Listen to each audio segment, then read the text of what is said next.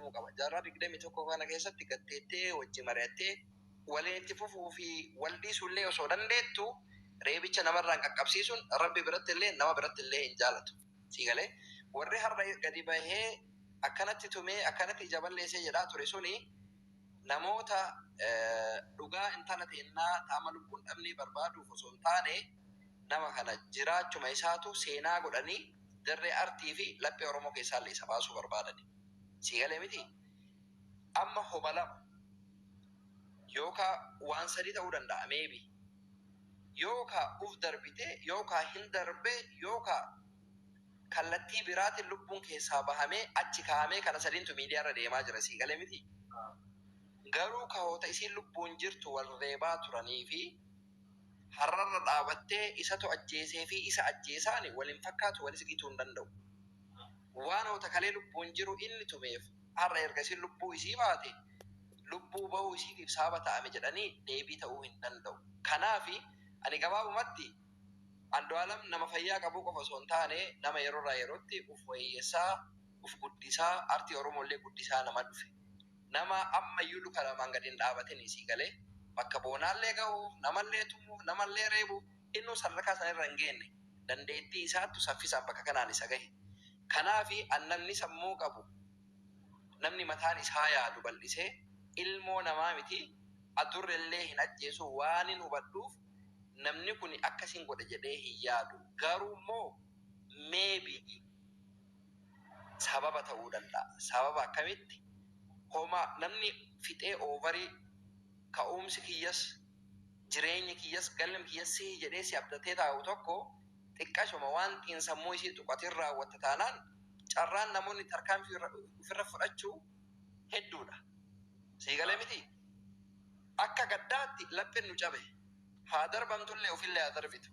Garuu immoo nama maqaa artistii qabu hin darbee fi sababa ta'een garaagarummaa dacheefsamii qaba.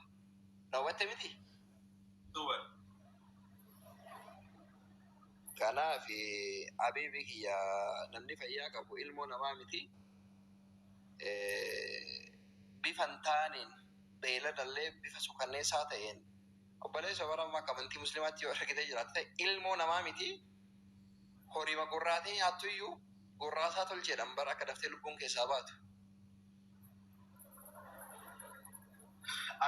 Sadarkaa kanatti gara jabeessaan waan kana hin murteessa jedhee hin yaadu. Kana jechuun qulqulluudhaa hin dogongoruu jechuu kiyyaa miti. Galatoon. Anis yaadni kiyya tokkoffaa keenya fi akkuma xiyyaattuu namni agana ga'u kun namni ismaartiin kun namni waa hunda beeku namni gara fuulduratti mul'ata guddaa qabu kuni hojii xiqqoolee akkanaa kana dalagee gammachuun ni jiraata akka yaada kiyyaatti kan fakkeenyaa fi adeemsa jiruu keessatti nam tokko yoo wal dhabe wallisu mirga guutuu qaba. Siigalee osoo kun jiru kana filatuu akkamiin danda'e yookaan qananiin inni si ajjeesee maal irraa argata yookaan dhaabbata yookaan biizinasa akka walitti qaban agriimentii mallaa guddaa akka walitti qaban dhaabbata sharikaa dalagaa akka walitti qabanii yookaan mallaqaa si ajjeesa yoo si ajjeesee inni dhumaa rakkatti argata. Kun beekaa deega sammuu kiyyaatti deega akka ilaalcha kiyyaatti jechuudha. Fakkeenya namnummaan tokkoyyuu amma yeroo kana keessa walummaan baadiyyaatu iyyuu namni tokko kan jibu tokko yoo ajjeesa jedhe jireenya isaa akka bulchaatti yaadda waan beekuuf ajjeesuu hin danda'u. Siigalee nama biraan murteesse malee namni kun sababa isii irratti akkamiin danda'a murteessu. Nama tokko tokko xilaatummaa guddaa qabaata. Nama tokko galaafatee baduu hin danda'a. Jarri kun waliin akkasumara wajjin kaa turani. Wanni yeroo kun deemsi isaanii kun as gayaa yoo ilaalteettee yaaddu jechuudha. Siigalee akkuma xiyyatte yoo walitti bu'an yoo yaala keessa rakkoon gargaraa jiraate yookaan walitti himuu danda'an namni tokko walitti dabalamee gargar ba'uun waan jiru. Siigalee yoo adeemsi akkasii jedhutti kan jiraatan yoo isiin kun agartee waan akka yookaan isarraa abdii wayii kutattee miidhaa irraa wayii geeddi kan jedhu shakkii qaba. Inni biraa immoo gaafa sanatti isiin bakka isaan jirtii fi bakka biraatti dhuftee gammaatti wanti nu galle waan hin jirreef ka nama achi fidee kaa'ee suni ammatti waan murteessu miti.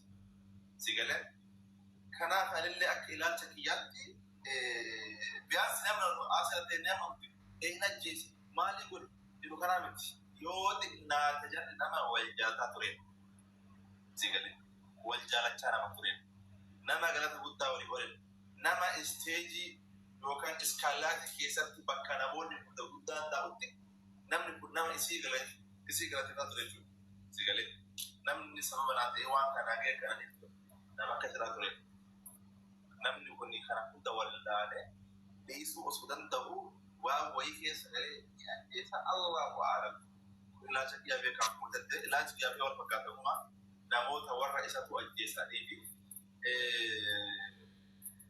kan biraa immoo dhugaa dhibbatti namoonni hedduun andaara miidhagina deebiintaan dhiibbaa guddaa irratti walaa jiru warruma isa wajjin nyaata shamarrillee dhiirrillee jechuudha sigalee warruma isa barbaadaa ture warruma isa wajjin sagagalummaa barbaadaa ture tuyyuu har'a waan akka waan isaaf xiqqametti geessee warra yaadaa jiru jira hundaa beekna sagal anaama fakkeenyaaf waan wayii qaba beekan dhiise malee hin qaba amma fakkeenyaaf waan wayii namoota isarratti tuulaa jiran dhiira ta'ee dhalaa ta'e waan wayii nan qaba dhugaara garuu maal goonaa bakka malee walumaa galatti dhugaa isaa rabbi haa baasu addunyaa kanarratti wanni akka dhugaa dhabuu nama aarsaa jiru dhugaa ofii dhabu wanni akka dhugaa ofii dhabuu nama aarsu jiru akkas wanni akka dhugaa dhabuu nama gammachiisaa jiru yoo inni mijaan kun gara lamaan jajjaboo taate yookaan garee nama tokkootiin jibbiisama tokkootiin garee takka lafaa kaatee makarratti yoo ta'u taate waan silaanuun mootummaa wayii irraa qoratee mootummaan boqotuu saakolojii qorata qorannoon sun saakolojikaalii jechuun jechoota isa gaafatan san keessaa deebii inni kennamu eega shakkame booda deebii inni kennu ni maraamara jechoota si galee hagam jechoota kana hagam inni bilisaa kanneen gobii gaafatan namoonni biraa lafaa kaasee bifaara waan irratti duuluu kan tokkoon aarse kanaafuu dhugaa isillee rabbi haa baasu dhugaa isallee rabbi haa baasu yoo inni agartee harki isaatiin kan dalagu taate isaaf haa galtu yoommoo waan kana sababa isaa yookaan isii waan biraa fi yaaddeef goote rabbii dhugaa isaa bilisa haa baasu kun yaada nama hundaati yoo warri jibba dhuunfarra qabu yoo jiraate hin milkaayan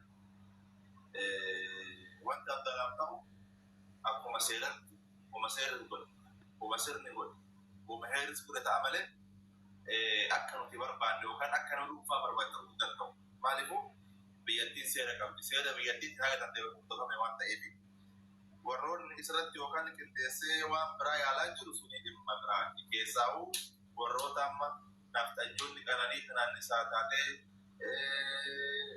dandeen amaaraa yookaan namoonni gargaraa hin beekan akka bishaan baanuu akka andaalamu dandeettii guddaa qabu hacaalutti aanee akka inni sagalee guddaa qabu akka inni paaworii guddaa qabu osoo oromoon hin beekne kan beeku habashaan sirriitti beekti jarri warra waa tilmaamu si galee amma jarri isa kana waan kanaa walgeessu baasanii cabsuu barbaadan waan ta'eef kanaafi wama ta'e iyyuu dubbiin amma eessa jirti guma maal akka jirti mootummaa akka jirti moo jaarbii akka jirti moo akkam jirti